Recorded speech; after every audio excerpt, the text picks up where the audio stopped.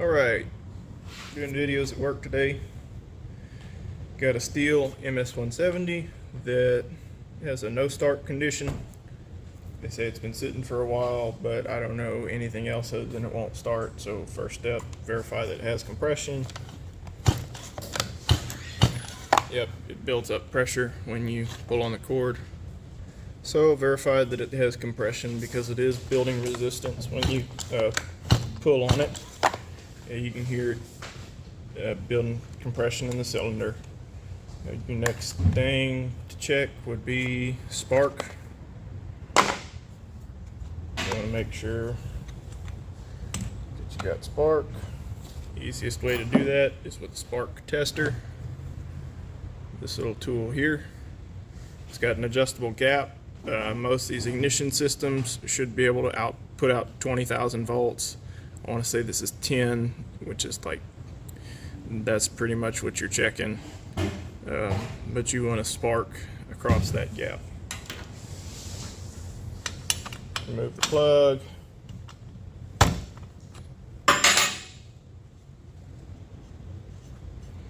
So that you're not building compression. Look at the plug when you remove it. It's not terrible if it's super white, chalky, or really dark black. This one's a little on the dark side, then you may have another issue. Throw on your spark tester and try and clip it to a ground, or at least just make sure it's touching.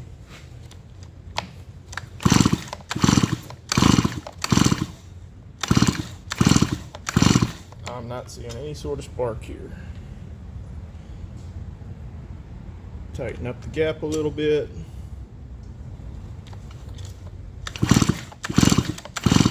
Okay, it's kind of firing. So that's a little bit of a weak spark compared to what you like to see. Ouch.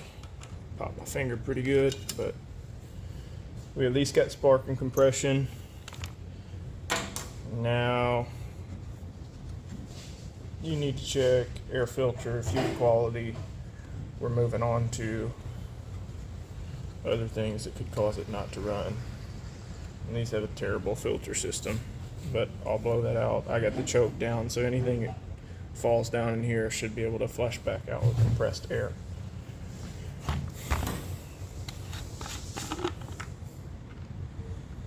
It has no fuel in it. Smells not so great as well.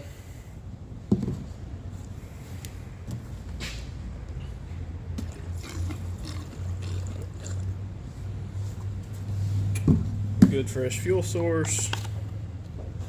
Put it in there. I need to flush that out with compressed air. So put fuel in it and just verify that the plug's got spark. You can keep on going, Jaden. It don't. Yeah, you're not gonna interrupt me. We gotta work. Don't know if y'all can see, but the plug does have spark, so the plug is, at least good enough for testing purposes.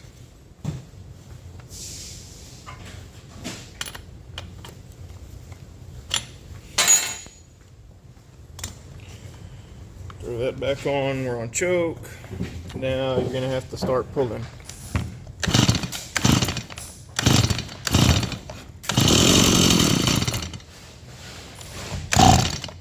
Half choke, which is a throttle lock. Let's make sure the chain spins freely.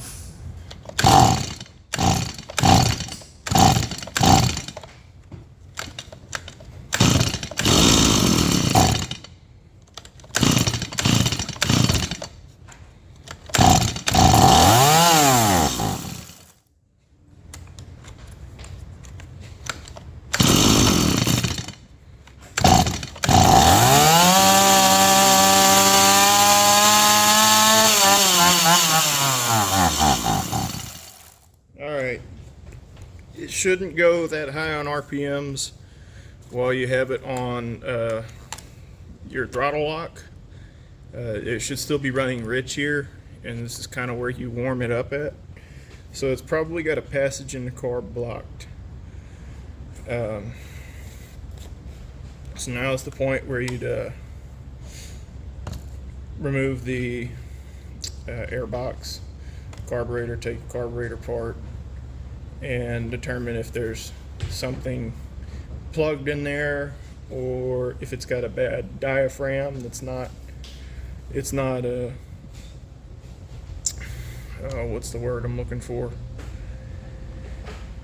Not malleable enough or flexible enough to meter fuel correctly. If they're stiff, pliable, that's the word I was looking for. If they're stiff, it's going to cause the saw to run lean because it's not got the same stroke in the pump portion of your carburetor. So you're starving for fuel, you're going to run lean, and you're going to have a higher RPM. So there's your diagnostic procedure on a saw that won't start. You're checking for spark, blockage in air, verify that you have fuel, and compression. That's the 4 things that motor needs to run. This one runs, so the motor's at least good. As far as we know, you could still have a crank seal that's leaking, but I kind of doubt that on this one, since it's not a high use unit and it's not super old. More than likely it's a carburetor issue, so write that up in the work order and convey that info to the customer.